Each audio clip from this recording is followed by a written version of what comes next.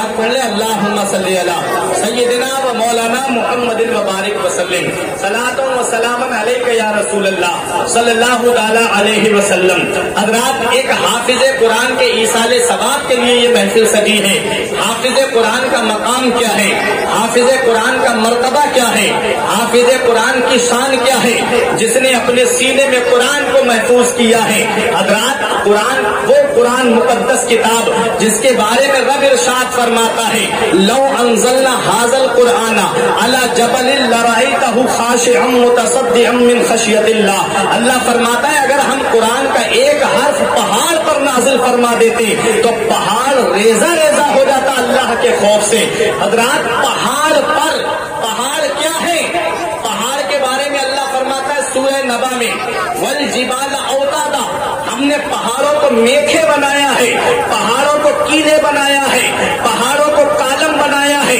हज़रात, आप जानते हो, जब आप तख्त बनाने के लिए पटले लेकर के आते हो तो जब तक उसमें कीले नहीं लगाते हो तब तक पटले इधर उधर भागते हैं, और जब उसमें कीले लगा दी जाती हैं तो वो तख्ते अपनी जगह पे जम जाते हैं। हज़रात, अल्लाह ताला ने पहाड़ों को मेखे बनाया है। अल्लाह ने जब जमीन को पैदा किया तो अल्लाह ने जमीन को पानी के ऊपर बिछा दिया।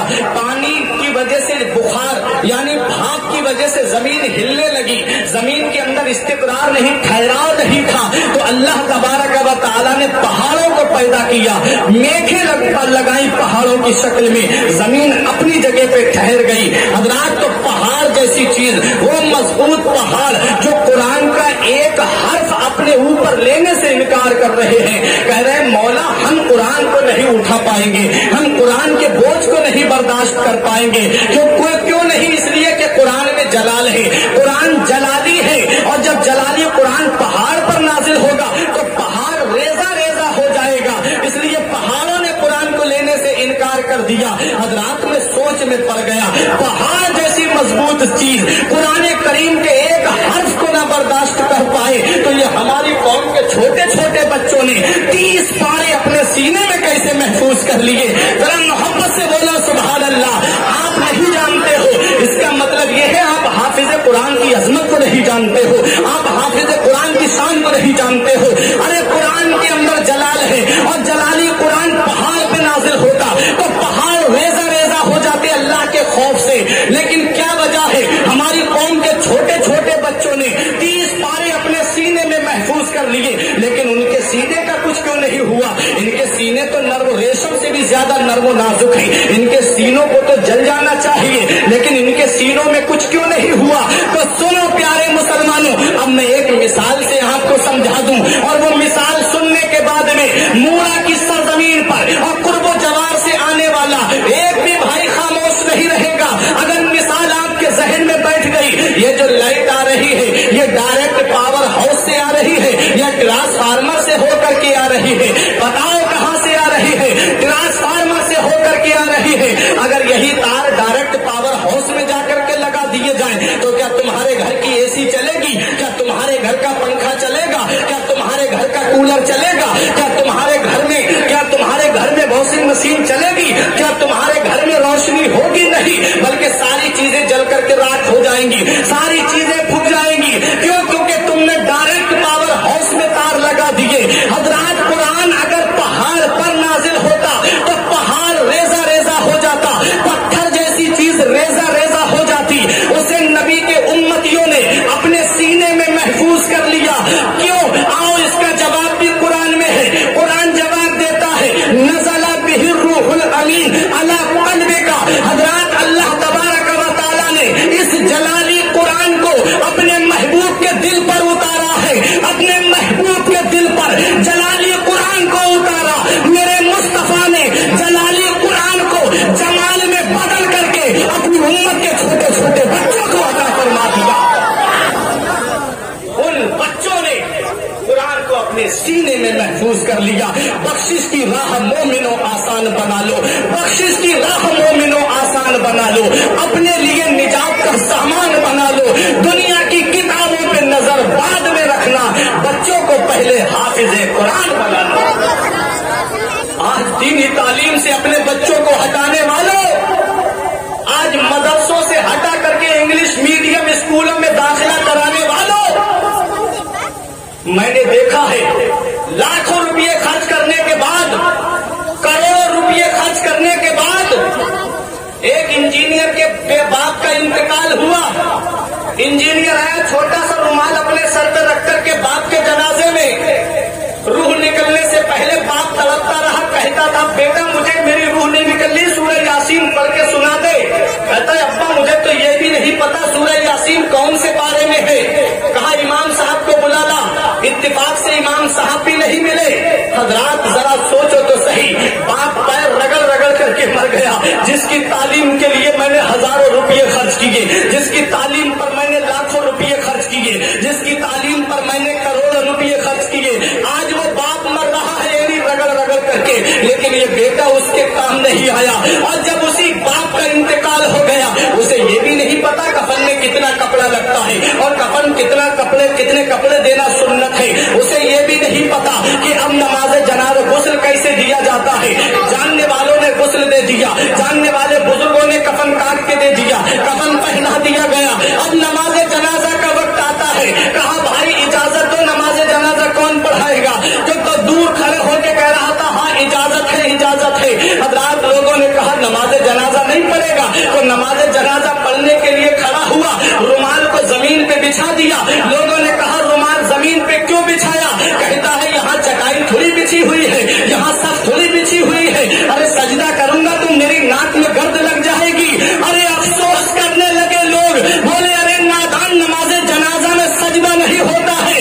لوگ تو افسوس الگ کر رہے تھے، اس کے باپ کی روح اس سے زیادہ افسوس کر رہی تھی اور یہ کہہ رہی تھی ارے ظالم، کاش میں نے تجھے انجینئر نہ بنایا ہوتا، کاش میں نے تجھے ڈاکٹر نہ بنایا ہوتا، کاش میں نے تجھے ماسٹر نہ بنایا ہوتا، بلکہ تجھے میں نے حافظ قرآن بنایا ہوتا، عالم دین بنایا ہوتا، تو آج تم اپنے باپ کے جنازے کی نماز پڑھاتا نظر آ رہا. ہزاروں روپئے عظمت قرآن شاستی دولہا تکبیر اپنی سوچ بدل دو کہ ہم قرآن سے ہٹ کر کے کامیاب ہو جائیں گے. ارے نادان تجھے کیا پتا، جب بچے کو تو حافظ بنائے گا، جب بچے کو تو عالم بنائے گا، جب تو بچے کو قرآن کی تعلیم دے گا، جب تو بچے کو حدیث کی تعلیم دے گا، تو یہی تیرا بیٹا روح نکلنے کے وقت میں سرہانے کھڑے ہو کر کے قرآن کی تلاوت کرتا ہوا نظر آئے گا. یہی تیرا بچہ تیرے لیے کفن بھی لے کر کے آئے گا، تجھے محبت سے غسل بھی دے گا اور تیری نماز جنازہ پڑھا کر کے یہی دعا کرے گا ربنا اغفر لی، اے میرے پروردگار میرے باپ کو بخش دے، مولا میرے والدین کو بخش دے، پروردگار عالم اس حافظ کے صدقے میں تیری بخشش فرما دے گا، حافظ قرآن کے صدقے وسیلے سے اس کے والدین کی مغفرت فرما دے گا. اس لیے اپنے بچوں کو قرآن کا علم دو، قرآن کی تعلیم دو. جب بچے قرآن پڑھے ہوئے ہوں گے، اور یاد رکھنا جس کے سینے میں قرآن ہوتا ہے وہ اپنے ماں باپ کا ادب کرتا ہے. جو ماں باپ پہ ظلم کرتا ہے میں نہیں مانتا کہ اس کے اندر شریعت کا علم ہے. جس کے اندر قرآن و حدیث کا علم ہوگا وہ اپنے ماں باپ کا ادب ضرور کرے گا، وہ اپنے ماں باپ کی فرما برداری ضرور کرے گا. جس کے اندر قرآن و حدیث کا علم ہوگا. میں نے بہت پہلے تمثیل وہ تقریب ذہن کے لیے، تقریب فہم کے لیے ایک مثال دے رہا ہوں. کتنا فرق ہے دنیاوی تعلیم میں اور دینی تعلیم میں. ایک نواب صاحب تھے، ان کے 3 بیٹے تھے. ماں نے کہا ایک بچے کو حافظ بنا دو، ماں نے کہا ایک بچے کو عالم بنا دو. بولے کیا کرے گا 5000 کی تنخواہ میں، کیا کرے گا مسجد میں جا کے امامت کرے گا یا مدرسے میں پڑھائے گا، کیسے اس کی زندگی گزرے گی؟ میں اسے ڈاکٹر بناؤں گا. ایک کو ڈاکٹر بنایا، ایک کو انجینئر بنایا، ایک کو پروفیسر بنایا. ایک چھوٹا بیٹا اور تھا، ماں ضد پکڑ گئی، نہیں میں اسے حافظ بناؤں گی، نہیں میں اسے عالم دین بناؤں گی. نواب صاحب بولے بنا لے، جا اپنی مرضی کا کام کر لے. اس نے مدرسے میں داخلہ کرا دیا. حضرات جب وہ بہترین حافظ بنا، بہترین عالم بنا، تو ایک دن نواب صاحب بولے اپنی بیوی سے تو نے زندگی برباد کر دی اس کی حافظ بنا کے، تو نے اس کی زندگی تباہ کر دی عالم بنا کے. بیوی نے کہا کیسے؟ کہا کہ دیکھ میرا ایک بیٹا کتنے پیسے کما کے لاتا ہے، ڈاکٹر دیکھ کتنے پیسے مہینے میں کماتا ہے، انجینئر دیکھ کتنے पैसे महीने में कमाता है, प्रोफेसर देख महीने में कितने पैसे कमाता है, और ये 5,000 रुपए महीने पे लाने वाला ये कैसे अपने बच्चों का गुजारा करेगा, कैसे अपने घर वालों का पेट पालेगा, कैसे इसकी जिंदगी गुजरेगी। तूने इसे हाफिज आलिम बनवा करके इसकी जिंदगी खराब कर दी, क्या कमा लिया तूने? बीवी ने कहा देखना चाहते हो मैंने क्या कमाया? बोले हाँ नवाब साहब। बोले दिखा, क्या दिखाना चाहती है? उसने कहा ठीक है आज मैं जैसा कहती हूँ वैसा करो। बोले बता। कहा कि तुम अंदर कमरे में छिप जाओ और मैं देखो आज तुम्हारे सामने दिखाती हूँ जिसे मैंने तालीम दी है उस तालीम का क्या असर है, जिसे तुमने तालीम दी है उसका असर देखो।